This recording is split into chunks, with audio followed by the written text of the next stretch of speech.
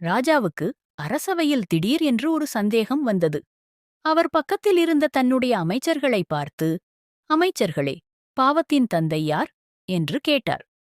அமைச்சர்களுக்கு இதற்கு பதில் தெரியவில்லை. அமைதியாக இருந்தார்கள். அரசருக்கு கடுமையான கோபம். அவர் அமைச்சர்களை பார்த்து, இங்கே பாருங்கள் அமைச்சர்களே, பாவத்தின் தந்தை யார் என்ற கேள்விக்கு எனக்கு பதில் தேவை. அதை நாளைக்குள் நீங்கள் கூற வேண்டும்.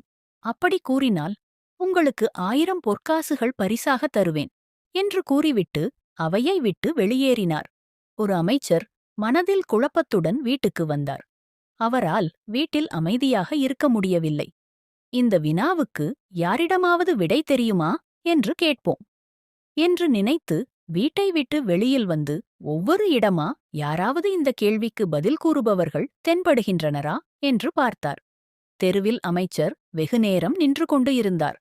அப்போது தெரு வழியாக அந்த நகரத்தில் இருந்த பணகாரியாக இருந்த விலைமகள் ஒருத்தி வந்தாள். அவள் தெருவில் அமைச்சர் நிற்பதைக் கண்டு, ஐயா, எதற்காக இங்கு நின்று கொண்டிருக்கீங்க என்று கேட்டாள். அதற்கு அவர், பாவத்தின் தந்தை யார் என்ற கேள்விக்கு பதில் தெரியணும். யாராலும் கேள்விக்கு பதிலை சொல்ல முடியவில்லை என்று கூறினார். அதைக் கேட்ட விலைமகள், நான் அந்த கேள்விக்கு பதிலை கூறுகிறேன். என் வீடு இருக்கும் தெருவில் வந்து நில்லுங்கள். நான் கூறுகிறேன் என்றாள். அமைச்சருக்கு தயக்கம். விலைமகள் இருக்கும் தெருவில் நின்றால் கேவலமாக பார்ப்பார்களே, என்ன செய்ய என்று யோசித்தார். அவருடைய தயக்கத்தை பார்த்த விலைமகள், ஐயா, நீங்கள் தயங்க வேண்டாம். நான் உங்களுக்கு 500 பொற்காசுகள் தருகிறேன். உங்களை நான் குடியிருக்கும் தெருவில்தான் வந்து நிற்கச் சொல்கிறேன். எதற்கு இதுக்காக நீங்கள் தயங்க வேண்டும் என்று கேட்டாள். அவள் கூறியதைக் கேட்ட அமைச்சர், என்னை தெருவில்தான் வந்து நிற்க சொல்கிறாள். அதோடு மட்டுமில்லாமல் 500 பொற்காசுகள் வேறு தருகிறேன் என்று கூறுகிறாள். ஏற்கனவே அரசர் 1000 பொற்காசுகள் தருகிறேன் என்று கூறினார். மொத்தம் 1500 பொற்காசுகள் கிடைக்கிறது. ஏன் விட வேண்டும் என்று நினைத்துக் கொண்டே அந்த விலைமகள் இருக்கும் தெருவில் நின்றார். அமைச்சர் தன் வீடு இருக்கும் தெருவில் நிற்பதை பார்த்த விலைமகள், ஐயா, என்னுடைய வீட்டு வாசலில் வந்து நின்றால் நான் உங்களுடைய கேள்விக்கு பதிலை கூறுகிறேன் என்று சொன்னாள். அமைச்சர் சிந்தித்தார். விலைமகளுடைய வீட்டு வாசலில் நின்றால் நம்மை பற்றி இந்த மக்கள் என்ன நினைப்பார்கள் என்று மருகினார். அவருடைய மனநிலையை கவனித்த அந்த விலைமகள், ஐயா, நான் தங்களை என் வாசலில்தானே நிற்கக் கூறுகிறேன். வேறு ஏதும் கூறவில்லையே. நீங்கள் வாசலில் வந்து நின்றால் 1000 பொற்காசுகள் தருகிறேன் என்று கூறினாள். அமைச்சருக்கு வியப்பு.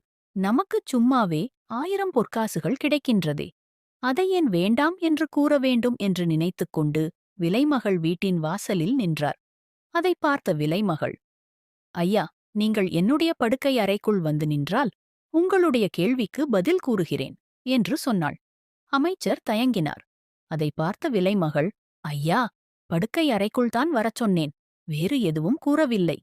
நீங்கள் அப்படி வந்து நின்றால் உங்களுக்கு 1500 பொற்காசுகள் தருகிறேன். வாருங்கள் என்று சொன்னாள்.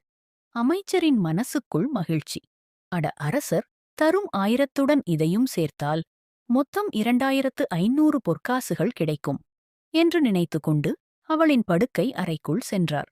அதை பார்த்த விலைமகள், அமைச்சரே, நீங்கள் இந்த படுக்கையில் வந்து படுத்து என்னோட மடியில் தலை வைத்து படுத்தால் உங்களது கேள்விக்கு பதிலை சொல்கிறேன் என்று கூறினாள்.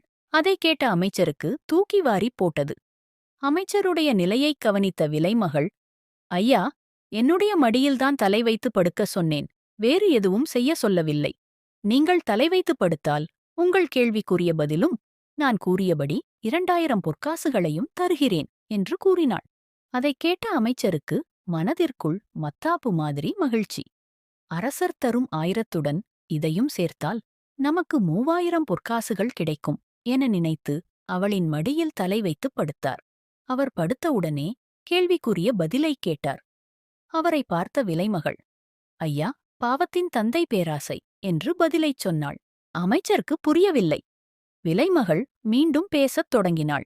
ஐயா, நான் பொற்காசுகள் தருகிறேன் என்று கூறியவுடன் நீங்கள் அமைச்சர் என்பதை மறந்து இங்கு வந்தீர்கள் அல்லவா? எது உங்களை இங்கு வரவைத்தது?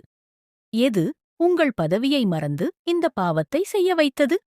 இந்த பொற்காசுகள் மீது இருந்த பேராசைதானே? இதனால்தான் கூறினேன், பாவத்தின் தந்தை பேராசை என்று. இதைக் கேட்ட அமைச்சர் தனது நிலை கண்டு வருந்தி அவளுக்கு நன்றி கூறி கிளம்பினார். இந்த கதை முனைவர் சி. சேதுராமன் எழுதிய புதுக்கோட்டை மாவட்ட நாட்டுப்புற கதைகள் என்ற பதிவில் இருந்து எடுக்கப்பட்டது. இதுபோன்ற கதைகளுக்கு என்னை பின்தொடரவும். நன்றி.